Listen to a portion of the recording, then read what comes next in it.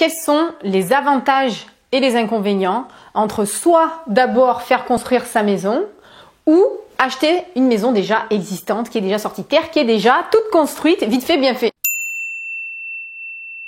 Donc là, je vais vous montrer en fait, je vais vous expliquer pendant cette vidéo les avantages et les inconvénients des deux pour vous aider justement à faire le choix pour savoir qu'est-ce qui est le mieux pour vous.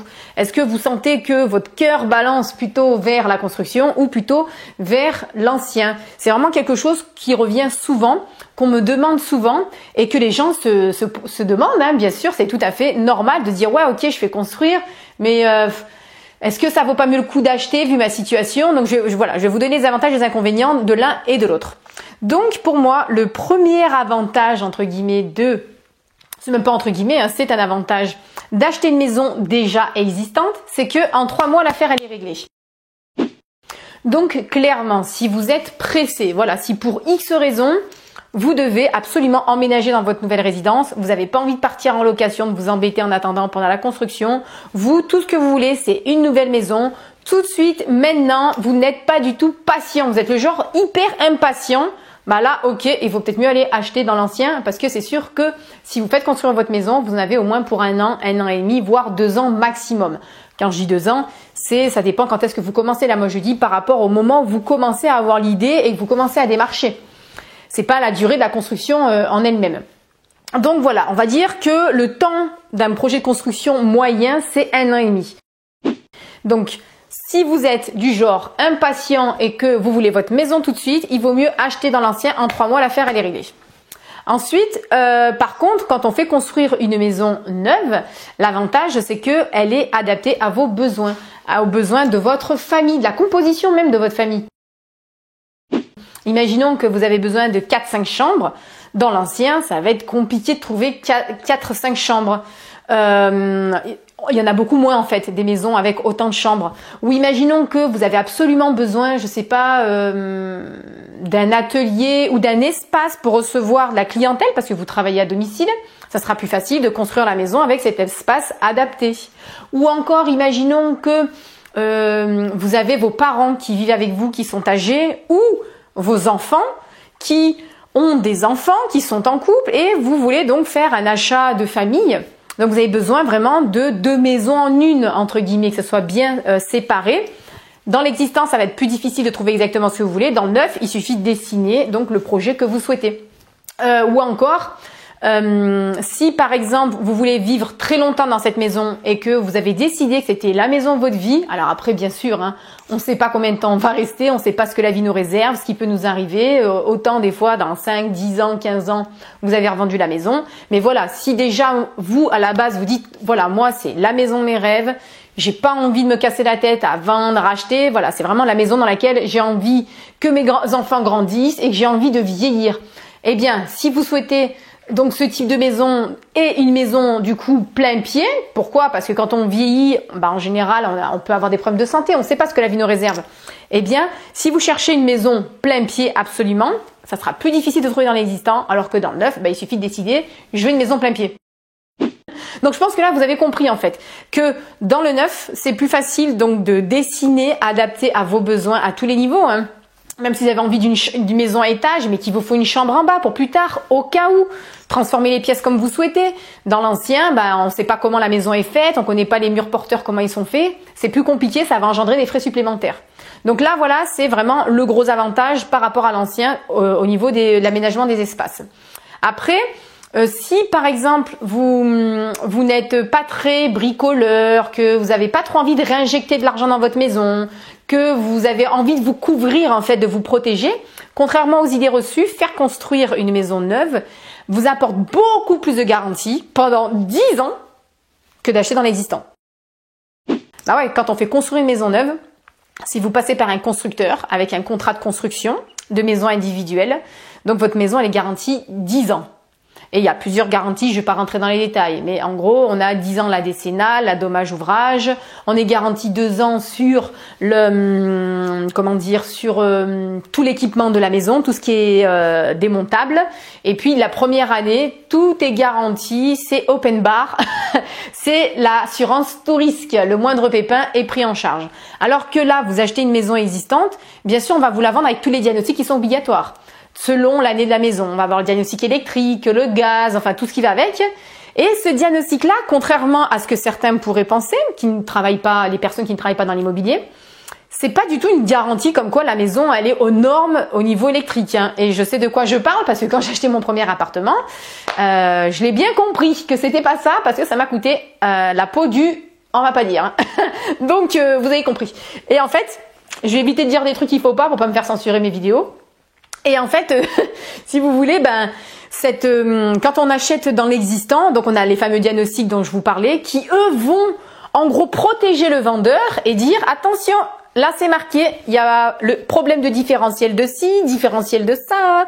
Voilà, il y a plein de choses, hein, câble à nu, nanana. Je suis pas une experte au niveau d'électricité, mais tout ce que je sais, et ça c'est certain, c'est que ça protège le vendeur pour dire que voilà, il y a telle et telle anomalie, entre guillemets. Donc, vous achetez en connaissance de cause et après, venez pas me casser les pieds que c'était un vice caché, c'est votre affaire. Donc, en gros, je traduis. C'est-à-dire que si vous achetez une maison dans l'existant, demain, il y a le toit qui fuit. Demain, il y a le chauffe-eau qui lâche. L'assainissement individuel, il a un problème, ça bouge, faut ramoner, faut le changer, faut lâcher encore 10 000 euros, faut refaire la charpente pour 15 000 euros. Eh bien ça, c'est à votre charge, il n'y a aucun recours. Donc on va dire en termes d'entretien, acheter dans l'existant, selon bien sûr le type de maison que vous achetez, hein, c'est sûr que si la maison n'a même pas un an, c'est différent. Mais acheter dans l'existant, une maison qui a plus de 10 ans, eh bien vous serez moins protégé et moins de garantie que si vous achetez dans le neuf. Après, par contre, un avantage qu'il y a d'acheter dans l'ancien qu'il n'y a pas dans le neuf, c'est que si vous êtes un grand amoureux des vieilles maisons en pierre avec beaucoup de charme, des voûtes, vraiment les maisons vraiment anciennes en fait. Là, j'aime autant vous dire, c'est même pas la peine de faire construire votre maison. Vous allez être déçus, c'est pas pour vous. Donc effectivement, dans le neuf, même si aujourd'hui on fait des maisons qui peuvent être hyper personnalisées, avec une architecture très élaborée, ça va être plus compliqué, difficile d'aller trouver ce charme en fait. Vous voyez, cette atmosphère de l'ancien, quand on aime, hein, bien sûr, que vous trouverez dans l'ancien, bien sûr. Si vous êtes bricoleur, vous êtes un artisan, vous aimez tout retaper, faire tout vous-même, effectivement, ça peut valoir le coup là d'acheter une vieille maison et totalement à rénover et là de faire tout vous de A à Z. Mais par contre là, c'est sûr que ça va vous donner un sacré job. Mais voilà, si vous êtes de la partie, ça peut valoir le coup. Après, par contre, quand on achète une maison neuve aussi, l'avantage de la maison neuve, c'est que elle se revendra beaucoup plus facilement qu'une maison existante. Bah oui, elle est neuve. Donc forcément, la maison, elle a été construite aux normes en vigueur de là, maintenant, tout de suite, quand vous faites construire votre maison. Donc, elle sera conforme en fait à toutes les réglementations, aux réglementations thermiques. Elle sera aussi plus confortable en fait d'un point de vue thermique. Souvent dans les vieilles baraques, on ressent un peu l'humidité dans les pieds, on a du mal à chauffer parce que voilà l'isolation du périmétrique de la maison était pas forcément très bien fait. Il y a un petit peu des trous d'air de partout, des ponts thermiques un peu de partout. En gros, ça veut dire qu'il y a de l'air qui passe un petit peu de partout. Donc quand vous chauffez, ça se casse dehors. Ça réchauffe pas dedans, ça reste pas dedans. Et puis il peut y avoir de l'humidité sur les murs, voilà ce genre de choses, ce qu'on n'aura pas du tout dans une maison neuve.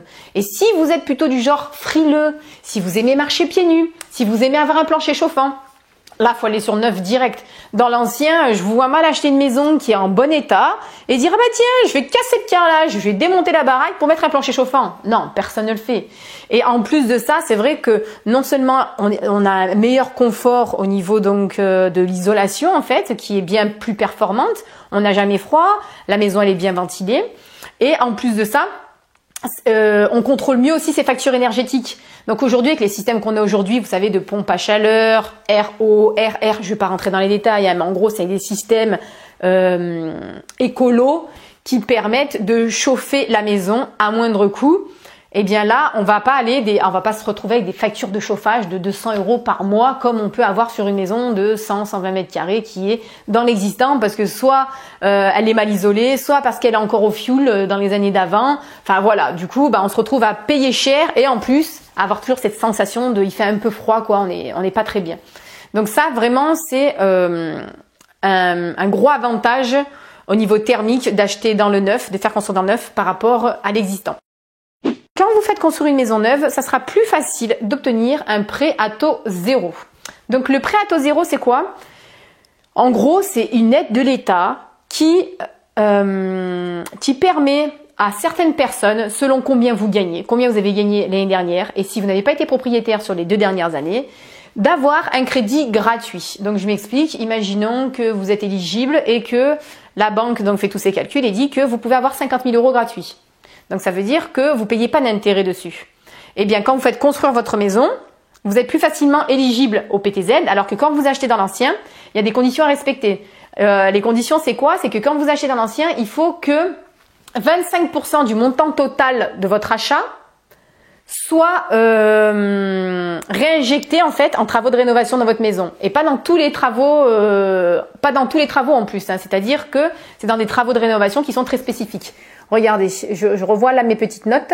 En gros, il faut que vous ayez à créer des nouvelles surfaces, à moderniser les aménagements ou l'assainissement des surfaces habitables.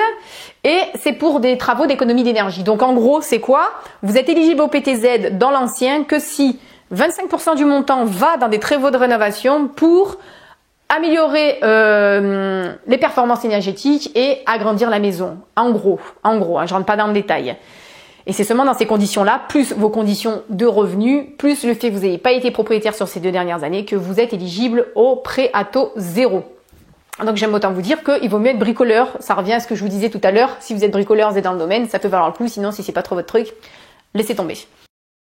Pour moi, la luminosité, c'est primordial. Alors, je sais que pour beaucoup d'entre nous, c'est vraiment un des critères les plus importants. Je sais que pour d'autres, un petit peu moins, mais la majorité, c'est vrai que c'est important.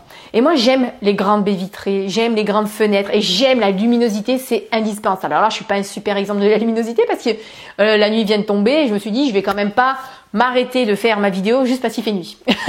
Mais les prochaines fois, je ferai d'autres vidéos, vous verrez comme c'est lumineux. Une maison neuve, voilà, on fait pas n'importe quoi. On est obligé de respecter une surface vitrée minimale. 17% de la maison doit être vitrée, si vous voulez, pour justement avoir une bonne luminosité. On doit aussi donc respecter des expositions, en fait, un ensoleillement pour que la maison soit la plus optimale, hein, comme je vous disais tout à l'heure, qu'elle consomme moins, qu'elle soit chauffée le plus naturellement possible par le soleil.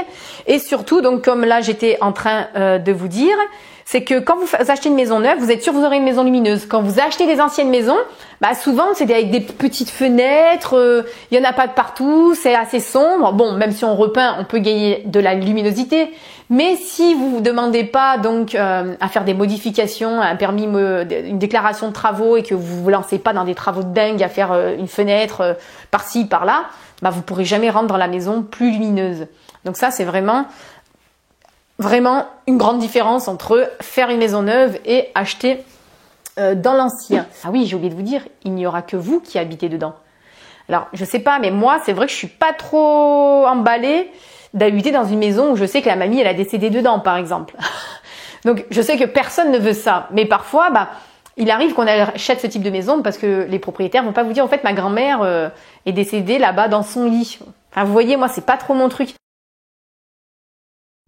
Moi, j'aime l'idée, en fait, de me dire que c'est ma maison, en fait, que c'est le résultat de mon imagination avec mon partenaire ou ma partenaire. Et que, en fait, voilà, on a construit ensemble notre cocon, en fait. Notre cocon familial où on va passer les meilleurs moments de notre vie. Et ça, c'est vraiment quelque chose qui me plaît. Et puis de me dire, voilà, j'ai pu faire la cuisine comme j'avais envie, avec les meubles que j'avais envie, avec la couleur que j'avais envie, adapter vraiment comme moi j'avais envie. Je voulais une douche italienne, et j'ai la douche italienne, sans devoir, par exemple, si vous achetez une maison ancienne qui est en bon état, mais que la couleur de la cuisine n'est pas terrible, ou vous aimez pas trop l'emplacement de la cuisine, comment en fait elle est disposée, alors qu'elle est en super état, mais personne de normal va tout casser et en mettre 10 ou 15 000 € dans une cuisine alors qu'elle est en bon état, vous voyez. Donc, voilà, c'est vrai que le fait, moi, de pouvoir vraiment faire absolument tout ce que je veux moi-même, en fait, dans ma maison, c'est ce que j'ai fait, eh bien, ça me plaît énormément et je me sens mieux, en fait, dans une maison neuve parce que pour moi, c'est hyper important. Je suis super frileuse. Donc, pour moi, c'est hyper important que la maison soit bien chauffée, que j'ai pas froid et que je me sente bien. Donc là, je pense que vous avez vraiment une bonne idée des avantages et des inconvénients, en fait, de faire construire sa maison ou d'acheter une maison existante. D'ailleurs, ça me fait penser que si j'ai oublié certaines choses, parce que j'ai forcément oublié certaines choses, n'hésitez pas à le mettre dans les commentaires. Et si vous avez, voilà, votre cœur penche vers la construction neuve, voilà, vous sentez que vous avez une attirance vers la construction neuve et que vous avez envie de faire construire la maison de vos rêves, eh bien, je vous invite à lire le guide que j'ai écrit pour vous éviter de faire les 7 erreurs que font 99% des gens qui veulent faire construire leur maison. Donc, c'est en bas, dans la description, en haut, à gauche, à droite, peu importe. Je vais mettre un lien où vous verrez les 7 erreurs à éviter lorsqu'on veut faire construire sa maison. Ça vous évitera de faire des erreurs que j'ai vues qu'ont fait certains clients, que j'ai pu faire moi aussi à l'époque, parce que des fois, ça s'applique aussi certaines erreurs à d'autres domaines dans l'immobilier. Mais là, c'est vraiment les 7 erreurs principales que font les personnes qui veulent faire construire parce que, voilà, malheureusement, ce sont des particuliers. Et ils n'ont pas forcément la connaissance en fait de la construction et c'est dommage en fait de prendre des risques de perdre des milliers d'euros juste parce qu'en fait on n'a pas d'infos. Donc n'hésitez pas à le télécharger, c'est gratuit. Et si vous voulez bien sûr recevoir encore des informations de ce type, n'hésitez pas à vous inscrire, à vous abonner à la chaîne YouTube, cliquez bien sur la cloche, comme ça en fait vous serez alerté à chaque fois et vous n'aurez pas besoin d'aller tout le temps chercher l'info sur internet dès que vous avez une question ou une pensée sur la construction, parce que c'est vrai que dans le domaine de la construction de maisons individuelles, moi je suis passée par là. Quand j'ai fait construire, alors c'est vrai que comme je travaille dans la construction, c'est plus facile pour moi, mais avant, quand j'avais fait mon premier achat, ou même quand moi j'ai fait construire et que j'ai voulu regarder ce qui se faisait ailleurs, franchement c'est hyper difficile. J'ai pas trouvé d'informations facilement sur internet en fait. C'est vraiment le parcours du combattant. Donc si vous voulez éviter de vous donner du boulot et chercher à droite à gauche, n'hésitez pas à vous abonner à cette chaîne YouTube et je vous dis à très bientôt dans une prochaine vidéo. Bye bye.